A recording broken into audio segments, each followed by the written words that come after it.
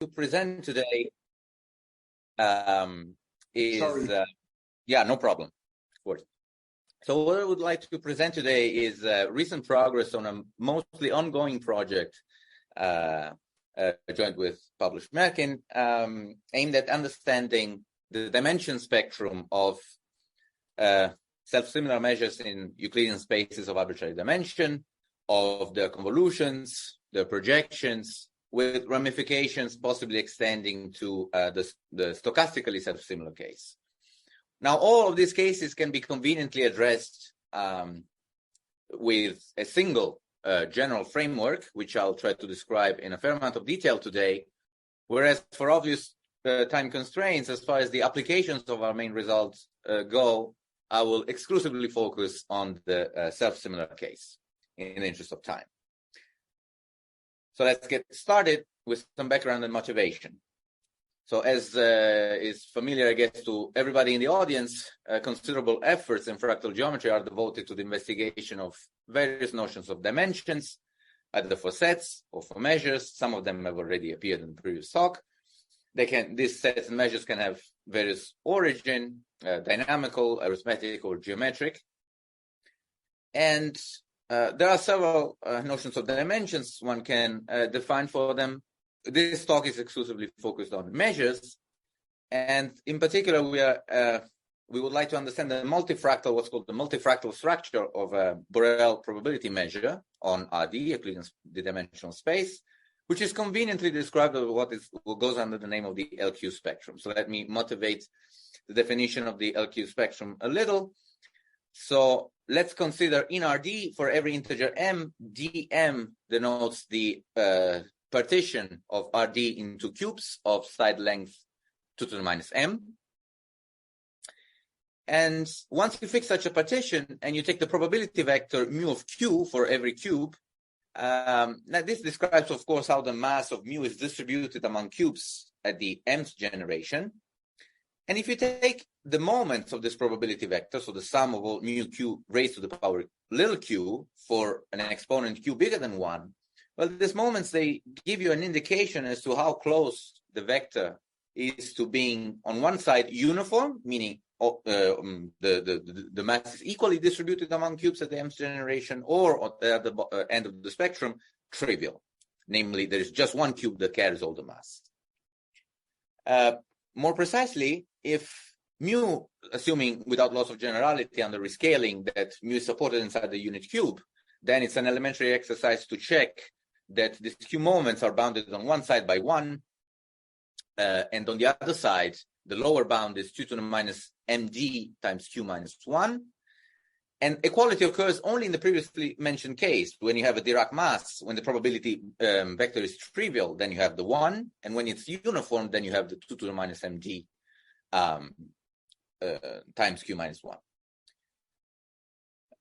This motivates the definition of the LQ spectrum. Now, if you take the logarithm of the LQ moments and you divide by n, then it's natural to take the limit as n goes to infinity to look at the finer and finer structure at finer and finer scales. And this defines what is known as the LQ spectrum. Of course, there is no, in general, for an arbitrary measure, there is no guarantee that the limit exists, so you take the limit. And with this convention that I'm adopting throughout here, that all the logarithms are to the base 2. For convenience, since we are working with dyadic partitions. And now, once you have the LQ spectrum, so now if you go back to the inequality, to the double inequality at the beginning of the slide, if you translate this inequality to the LQ spectrum, you'll get that the LQ spectrum is bounded between, takes values between 0 and d times q minus 1, so it's natural to normalize by q minus 1, and you get potentially a notion of dimension, which is of potential interest. In this way I've tried to motivate, and it is indeed of interest. So this defines for you a one-parameter family of dimensions, which can be thought of as interpolating between, on one side, the Hausdorff dimension of the measure, defined as the infimum of all Hausdorff dimensions of sets of positive mu measure, Indeed, on one side, if you take the limit of this expression for the dimension, the LQ dimension as Q tends to infinity, it's well known that this provides a lower bound for the house of dimension of the measure. On the other side of the spectrum, as you take the limit as Q tends to infinity, this is related to the Frossman exponent, which also appeared in the previous talk. Frossman exponent of the measure, namely, if you take any value strictly below the limit of the LQ dimension as Q tends to infinity, this will serve as a Frossman exponent for the measure. So you have this one parameter family that interpolates between the two in a way, and much of the interest, for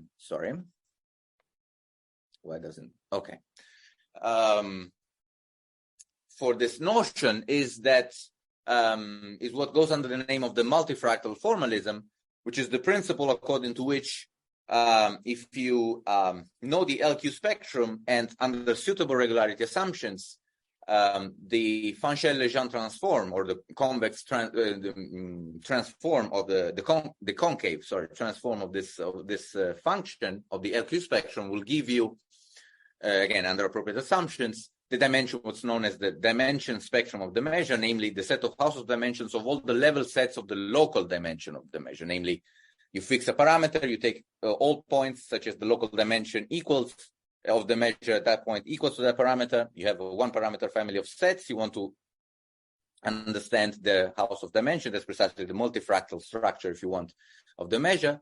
And this can be obtained as an appropriate transform conjugate of the LQ spectrum. I will not define this properly, except for mentioning very briefly at the end a direct application of our main result in this direction. But that's to motivate the interest of this definition, and now the source of interest. And now let's specialize to a class of measures which is of great interest in fractal geometry, which are invariant measures for iterated function systems. And to set the stage, I'll just restrict to the homogeneous self-similar case, which is already fraught with difficulties. So let's consider phi a homogeneous self-similar iterated function system on RD. So what I mean by that is that I have a finite collection of maps, which are contractions for the Euclidean metric. More than contractions, they are actually similarities. So they can be expressed as a linear part, where the linear part is simply an orthogonal matrix times a contraction ratio, which is lambda in 0, 1. And then up to translation. So you're free to translate by a vector in RD. And the homogeneity stems from the fact that here the linear part does not depend on the map. It's the same for every map. So the only thing that changes is the translation vector. That's why it's called homogeneous. And it is a well-known fact that, at least in the homogeneous case, there's no loss of generality also in assuming that H is in a special orthogonal group. It's preserves the orientation up to taking the square of the iterated function system, which doesn't alter the attractor, doesn't change the self-similar measure under consideration. And now, as I was mentioning, given a probability vector, we take the unique. It's a very well-known consequence of Banach fixed point theorem, essentially, that there is a unique Borel probability measure on RD, which coincides with the weighted images. It's weighted images dictated by the probability vector P under the contraction maps Fi. So this defines the object that we want to look at, a class of objects. Now, it is also well known that this measure can be alternatively, in the homogeneous case, can be described as the law of a random infinite sum, where here you take a sequence of independent, identically distributed random variables in RD, Zn, every one of which has law, which I called delta 0, which is simply you put the mass distribution according to the vector P on the vector of translations, and then you consider the random sum by applying each time first the rotation of the orthogonal transformation H, and then the contraction ratio lambda. So in this way, we can write. It makes sense to write mu as an infinite convolution product of this measure delta 0 multiply to which you apply first the rotation h, and then the scaling map s lambda to the n. Now, phrased like this, formulated like this appearance of the iterates of the orthogonal part h to the n suggests the introduction of a dynamical framework to describe the factors of this infinite convolution product, which is the same actually dynamical framework which will allow you to deal with much more general situations. And here's the framework. So let's start with a uniquely ergodic system, which is this is a standard notion in ergodic theory. By this I mean a triple consisting of a set X, which is a compact metric topological compact metric space. T is a continuous transformation on X, and which has this property that if you look for the measures on X which are preserved by the transformation T, there's only one of them, namely this third element of my triple, which is P. And two easy examples to bear in mind, which are elementary, but on the other hand, already extremely significant as far as the applications to the self-similar case goes, are, well, first, the trivial one-point system, where you have X consisting just of a singleton, T is the obvious identity transformation, and P is just the Dirac mass at a unique point that you have. And the other example is taking X to be a one-dimensional torus, and T to be translation by an irrational vector. When you translate, you look at the dynamics on the torus driven by an irrational rotation, then it has this property that is uniquely ergodic. The Lebesgue measure on the torus is for sure preserved by the translation, and it's the unique, there's no other measure. This can be established by elementary Fourier analysis on the torus. There's no other measure, which in particular dynamically it implies that every orbit of the underlying system, so you take any starting point and you start iterating your map, then you will be uniformly distributed inside of the space. This will come up later. And now that we have this triple, then I define a pleasant model in RD to be a quintuple, now where you have the triple given by a uniquely ergodic system, then you add a contraction ratio if you want, lambda in 0, 1, and then you take a map, the map that drives the factors of the infinite convolution product that we have seen previously, where delta now is a map taking values in the set of all finitely supported probability measures in RD. And this map delta has some minimal regularity assumptions, is measurable and is continuous almost everywhere, where you endow the set A with a natural projective topology. I mean, it's the finest topology making all these natural embeddings continuous, where of course for every k you can partition your set A into the sets of all probability measures of a fixed cardinality of the support, and then these are clearly parameterized by a product of the standard simplex, k-dimensional simplex times RD to the k. You consider the final topology for all these sets of maps. So it's a natural measurability and continuity requirement for delta. Now, just one word about this, why I'm assuming P almost everywhere continuous. So this will play no role in today's talk. I mean, you can essentially assume continuity everywhere, but if you want to describe convolutions, for instance, of self-similar measures, then in the driving model, you would want to allow some finite set of discontinuity points. And then a second regularity assumption, which is satisfied by all examples we have in mind and which guarantees integrability of a certain sub-multiplicative co-cycle, which will appear in due course, which is that there is all the supports of these measures, of these discrete finitely supported measures, the delta x are contained in a common bounded set, and they consist of at most m points. So you have an upper bound for the cardinality of the supports.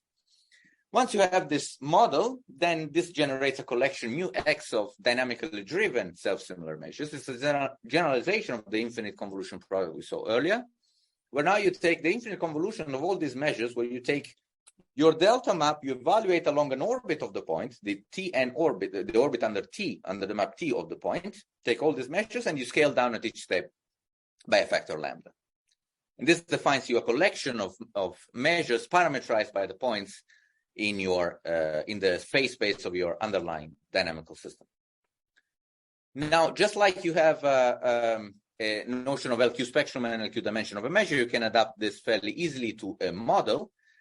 Before doing that, let me emphasize that just like a self-similar measure has this property that it can be written as the convolution of a finitely supported measure times a rescaled version of itself, or of a rotation, if you have some rotation, or a rotated version of itself.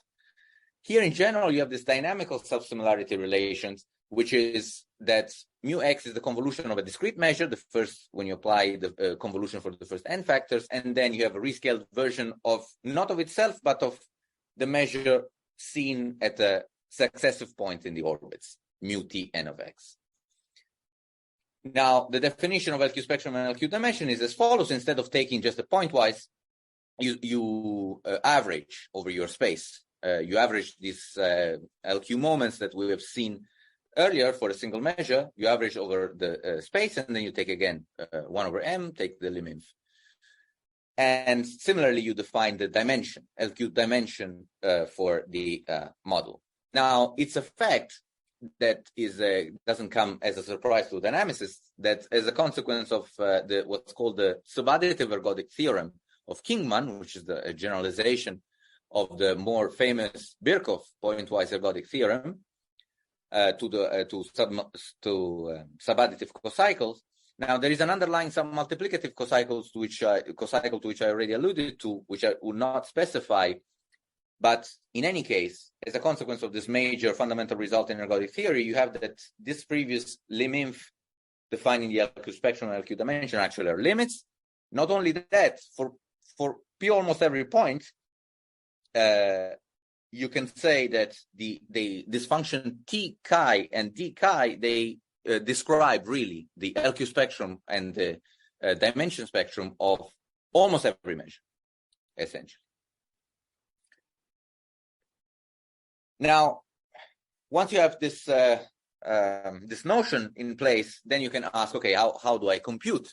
That's what we are interested in doing. And as usual in dimension considerations, there is an easy upper bound to determine in terms of the combinatorial data of the system, whereas all the difficulty lies, of course, in improving the matching lower bound. And here, this combinatorial upper bound is fairly easily given.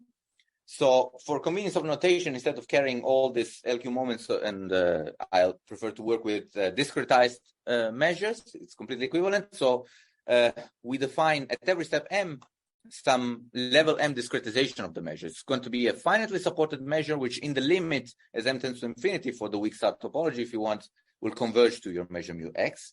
And here what I'm simply doing is that I take the mass at scale m and I concentrate it on the bottom left-hand corner of each cube.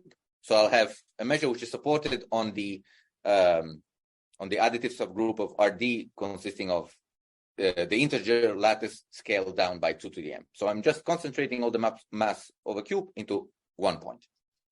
That's what I'm doing here, so that I can rewrite the LQ spectrum in this manner, where now I have the log of this LQ norm, naturally defined LQ norm of a probability vector, if you want, or of a finitely supported measure.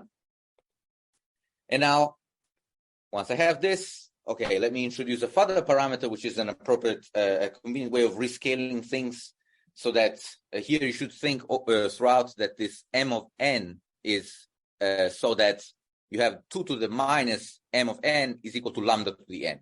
This is because there is possibly a discrepancy between, of course, lambda and 1/2. We are working with dyadic partitions, but the contraction ratio is lambda. So we want to conveniently rescale things so that the two are adapted.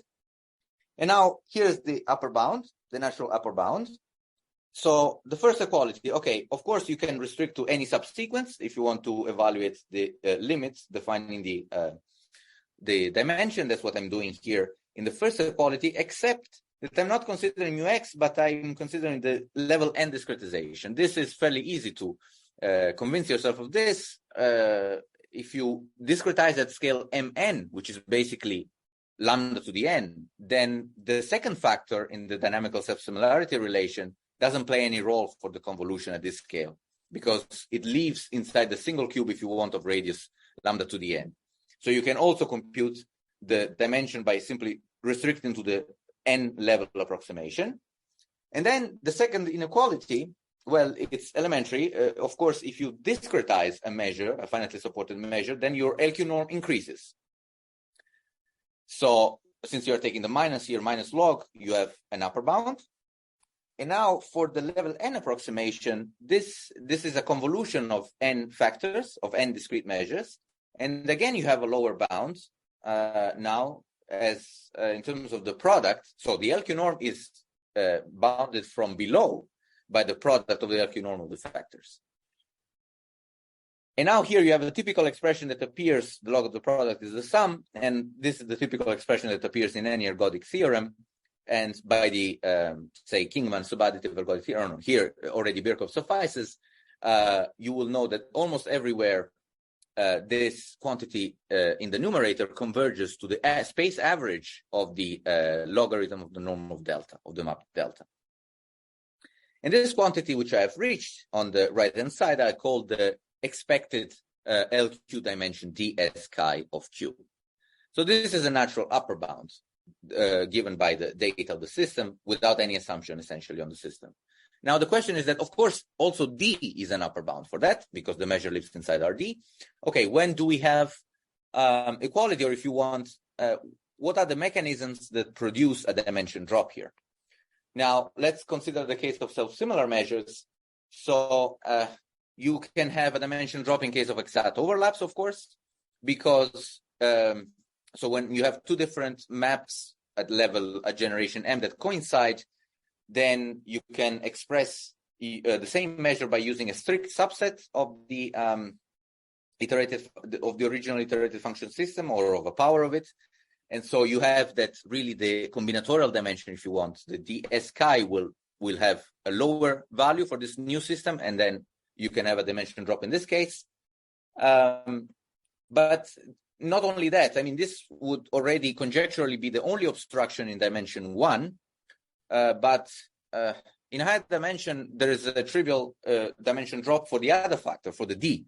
If your measure lives inside an affine subspace which is preserved by the iterative function system, then you know also that the attractor has to live inside that subspace, and hence also the support of the measure. And so you will have a potentially a lower bound for the new iterative function system, a stricter lower bound, upper bound, sorry. But even that is not sufficient to exhaust all possible phenomena of dimension drop. For instance, you can take, there are these product pathologies. You can take on R2, you can take on one side a Bernoulli convolution of parameter lambda bigger than 1/2. So Bernoulli convolution is the law of the infinite sum plus or minus lambda to the n, where plus minus are chosen with equal probability 1/2. Satisfying exponential separation, a notion which I'll detail in a moment. And then on the other factor, you can take the Cantor-Lebesgue measure, say of a certain parameter lambda to the k, where lambda with k is a sufficiently large integer so that this you can really define a Cantor-Lebesgue measure. Take the product of these two.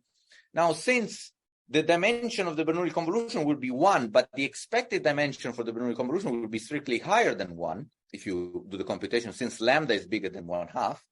And so, since both the dimension, the actual dimension of the product is the sum of the dimensions on both factors, and also this is true for the expected dimension, and you have this drop in one factor, then this results in a drop also for the product. And so, in this case, you don't have exact overlaps. You don't have the system is irreducible, affinely reducible, but still you have dimension drop.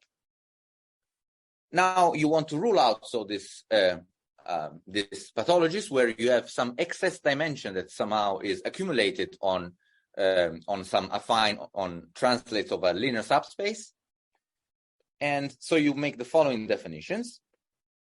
So first of all, we require this exponential separation, which is a typical assumption that appears here, starting from the breakthrough work of Mike Hochman in 2014.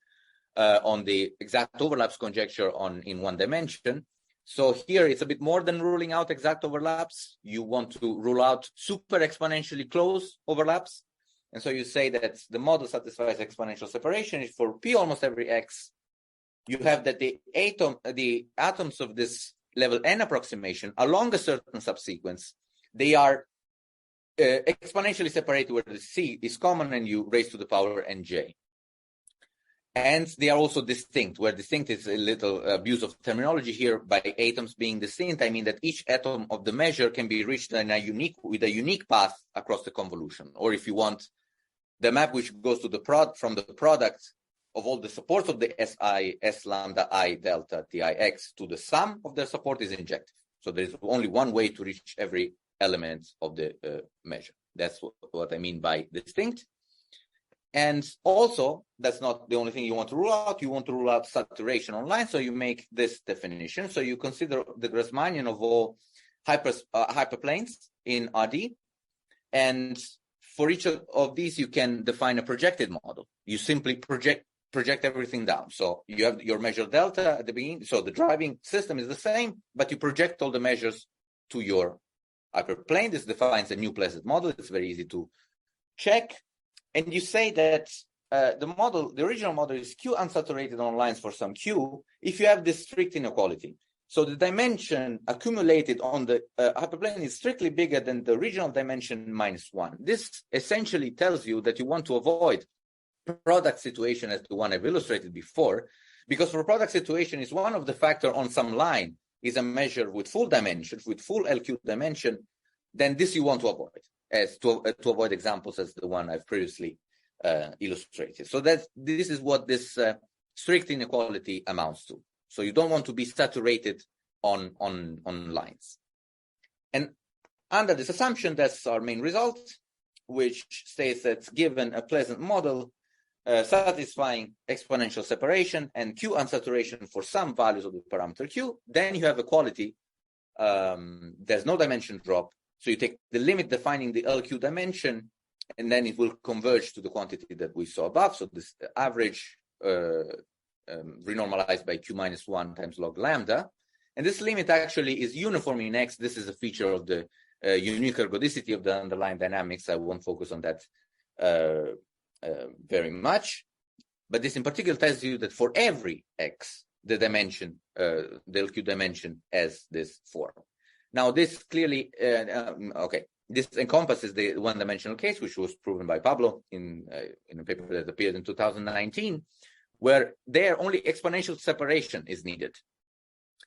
And indeed, for in D equals to 1, you see that Q unsaturation just amounts to the fact that the dimension of the model is strictly smaller than 1. Okay, but when it is 1, then tautologically the dimension is 1. So there's no need to assume Q unsaturation is essentially meaningless or is a mute condition in dimension 1. Here is a consequence for the case of self-similar measure. Now let's go back to our motivated example. So the natural notion of exponential separation and Q unsaturation for a single measure is exactly the same. You just focus on one, on the convolution factors driving the measure. The definitions are exactly the same. And under this assumption, you have the result. So you take a homogeneous self-similar measure generated by given phi, IFS phi, and probability vector P. You assume that phi satisfies exponential separation, that you have unsaturation on lines for some Q, and then you reach your expected combinatorial. You attain the combinatorial upper bound. Now, it should be clear that the moment you assume this Q unsaturation, you're automatically preventing the possibility that the LQ dimension attains the maximal value D, because simply the assumption rules this automatically out. This is an issue that is taken care of by a standard trick of thinning out the model, which, if I have time, I will explain later. Well, I don't have much time, but let me just briefly say how you deduce the result for self-similar measures from the main theorem, where what's the model? Well, simply you have the iterative function system, and you want to generate the iterates of your map H. So it's natural to consider the closure in the orthogonal group, the special orthogonal group of the cyclic subgroup generated by your map H. You take T, the transformation is simply translated by H because you want at each step to multiply by H. The natural uniform measure is the probability harm measure on X, the unique translation invariant measure. And your map delta is simply your initial measure rotated by all the elements of this group. And now it is very, since G commutes with every element of this group, since H commutes with every element of this group, then the generated measure for this model are simply the rotated version of your original self-similar measure. And since every G is an isometry, you see that the assumption, it suffices to assume exponential separation and Q and saturation just for the original measure, and then you have automatically it holding for every isometric images of it. And now the only thing that remains to be checked is unique ergodicity, which is a general feature in dynamics of translations on compact abelian groups. When you have your translation, which is given by an element whose cyclic subgroup is dense in your space X. And now, in the few minutes I have left, I guess, let me skip. You have -1 minute left. Oh, sorry.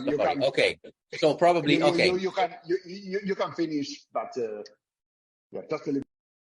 Okay, let's say, since it will take maybe 5 minutes, let's say that it's safe to maybe stop here, and I'm willing to discuss, if you want, for questions, an application to the planar case and some ideas of the proof, if you're willing to hear that. For the moment, let me stop here, and thank you very much for listening. Okay. Thank you, Emilio.